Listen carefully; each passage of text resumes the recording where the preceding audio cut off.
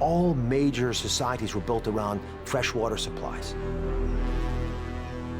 So to build a large city like Rome, you had to have a really large water supply, one that would not exist naturally. So the Romans built it.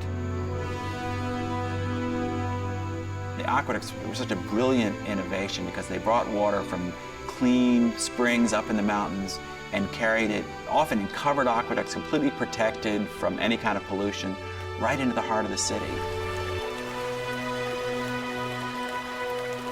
Rome had a complex relationship with water. They were utterly dependent on fresh drinking water, and they celebrated water. We went to the Roman baths. The baths were the places where people met, and people did business, people arranged marriages. To be thirsty in Rome would be unthinkable. By the year 50 AD, under Emperor Claudius, Rome is a teeming city. You have a city of nearly 1 million people or more. Establishing those basic needs for a city can do so much for enriching the culture of it, because people are no longer spending hours a day carrying water back and forth. For Claudius, the aqueduct was a great way to endear himself to the Roman populace.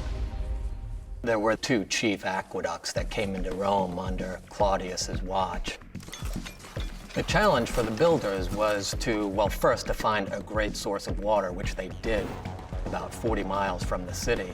And then, because they ran by gravity, the challenge was to take it from those heights into the city and not dip below a certain level. And the aqueducts are just so beautiful from an engineering point of view. They drop at a constant rate of just a few centimeters per kilometer. They had to get the gradient exactly right because you need the water to flow fast enough that it gets delivered to your city, but slowly enough that you don't drain the reservoir too quickly. And they were able to do this without lasers or modern surveying equipment. They made levels with a little bit of water in them. The aqueducts, I think, are some of the most impressive landscape art ever built. Obviously, they were built for a functional purpose, but the Romans knew their value as a symbol of Rome's power.